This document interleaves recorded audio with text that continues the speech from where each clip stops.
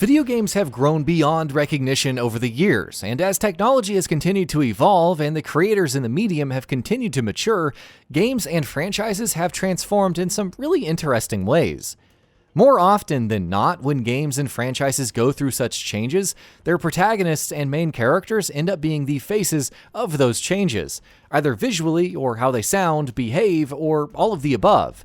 Not too long ago, we talked about a few such transformations in video game characters, and in this feature, we'll be going over a few more. So without further ado, let's get started. Kratos, God of War. God of War might be the youngest franchise mentioned in this feature, but there's no ignoring how radical of an evolution it has gone through, and series protagonist Kratos represents that evolution best of all. One of the greatest anti-heroes of all time, Kratos started out as a conflicted and merciless warrior, and over time, developed further and further into something we all love to hate, before turning things around and reappearing as a still conflicted and still merciless father who had grown weary with the violence and conflicts of his past. That weariness was reflected in Kratos' character model as well. Defined throughout 6 Greek games by his ripped body, his ash-white skin, and his scarred-over body and his shouting, Kratos' body began showing all of the wear and tear in God of War 2018. The ash sticking to his skin was less consistently visible and became more patchy. His scars became a lot more detailed, which is something that has actually been true for each successive entry. And of course, his bushy beard gave him just the sort of look the story demanded. The fact that, for the first time in the series' history, Kratos was motion captured and performed this time by the impeccable Chris Judge lent his character even greater depth. Though only 15 years separate the first and 7th God of War games, both named just God of War, Kratos' character model has gone through a lot of changes. In the Greek era, each new game added even further detail to him, making him more defined and detailed. While with God of War 2018, Sony Santa Monica not only added to that detail, they added entirely new flourishes to the character as well. Scorpion, Mortal Kombat. Given the long and illustrious history of Mortal Kombat as a franchise, and how many games it has spawned over the years, to say nothing of other tie-in media, it goes without saying that every character in the series has gone through some drastic changes over the years. But the one we're focusing on here is, of course, Scorpion, who is the face of Mortal Kombat. In many ways, the core aspects of Scorpion have remained unchanged from when we first saw him in 1992 to when we last saw him in 2019. The yellow clothing and the mask on his face have become instantly recognizable and iconic over the years, so it's good that that aspect of the character's design has remained largely unchanged. That said, NetherRealm and Midway before them have added tons of new details to Scorpion to add to his design with new entries over the years. From his 2 stinger swords and the exoskeletal patterns on his mask that we saw in Mortal Kombat 2011, to the alterations made to his roped spear and belt in Deadly Alliance. From the insignia that he started wearing to represent his clan in Deception, to the new details that keep being added to his look as technology has allowed the developers to create progressively better character models. Scorpion is a character that has constantly looked better and better with each new Mortal Kombat game. William BJ Blaskowitz, Wolfenstein. Story, storytelling, and characters have become a major part of Wolfenstein under Machine Games, and series protagonist William BJ Blaskowitz has carried the franchise on his shoulders with great aplomb since making this transition. And though Wolfenstein was, until very recently, largely unconcerned with storytelling and with making BJ seem like an actual person rather than just a mindless Nazi-slaying machine, this is still a character who has gone through multiple changes over the years, to the point that he's pretty much been portrayed as several completely different people in all but name across many installments.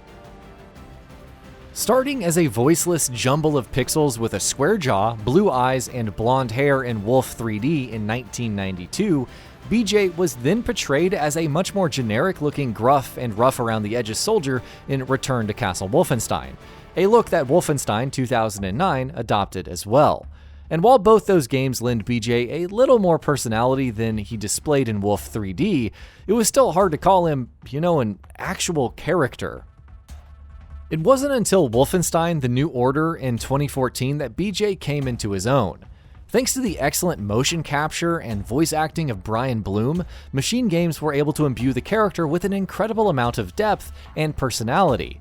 Meanwhile, they also returned to a look much more similar to how BJ was portrayed in Wolf 3D, with lighter hair and eyes and a squarer face. Leon S. Kennedy, Resident Evil. It's hard to think of a Resident Evil character who didn't have a miraculous transformation, who went from a regular-looking person to buffed-out action hero who can drop 3 roundhouse kicks per second. And without the shadow of a doubt, former rookie cop turned bioweapons-slaying super agent Leon S. Kennedy is the poster boy of those kinds of transformations. Leon has gone through many changes over the years, making his first appearance in Resident Evil 2 as a regular guy, a rookie cop on the first day of his job. Then he came back in 2005's Resident Evil 4.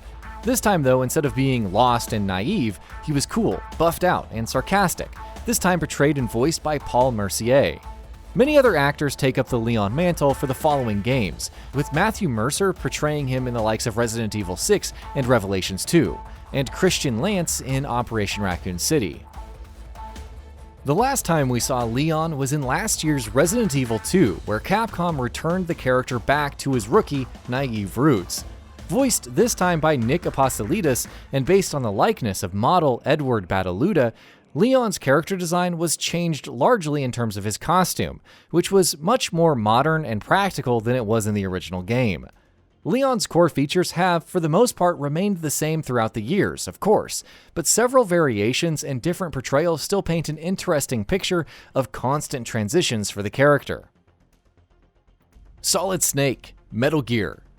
There aren't a lot of video game characters that are as beloved and have as much of an enduring legacy as Solid Snake does. What's notable about Snake is through years and years of changes and evolutions, his design has mostly remained consistent, with a number of instantly recognizable features, such as the bandana. The fact that he's only been voiced by David Hayter in English and Akio Otsuka in Japanese every time he's been in a mainline Metal Gear game has added to that consistency even further. First appearing in Metal Gear on the MSX in 1987, Solid Snake truly stepped into the limelight with Metal Gear Solid on the PS1 in 1998, where creator Hideo Kojima and artist Yoji Shinkawa put the defining touches on the character's design. As per Shinkawa, Snake's look drew inspiration from various features, from the facial features of Christopher Walken to the physique of Jean-Claude Van Damme. It was a look that was kept mostly intact for Metal Gear Solid 2 Sons of Liberty, and then Snake saw his most drastic transformation a few years later in Metal Gear Solid 4 Guns of the Patriots, where he appeared as an aged, wrinkly, and wizened version of himself. Meanwhile, Snake has also made some other appearances in games outside of Metal Gear, most notably in Super Smash Bros., but his design in those games has been mostly consistent with his look in Metal Gear Solid 1 and 2. And that about does it for this video. If you enjoyed what you watched and want to see more from GamingBolt, you can always hit that subscribe button and turn on the bell icon next to it. That way you will never miss any of our videos.